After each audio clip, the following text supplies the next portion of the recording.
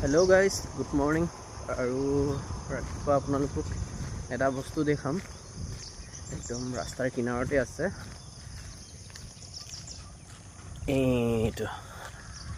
এইটো চাইছনে এইটো কৃষ্ণচূড়া গছ হয় আৰু ফুলটো ইমান ধুনীয়াকৈ লাগি আছে একদম ৰাস্তাৰ কিনাৰতে এইফালে চাওক এফালে একদম বঢ়িয়া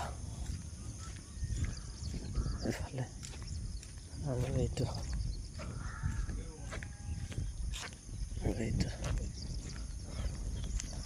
গাইজ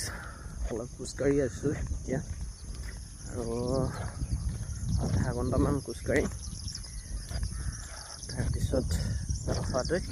দোকানলৈ ওলাই যাওঁ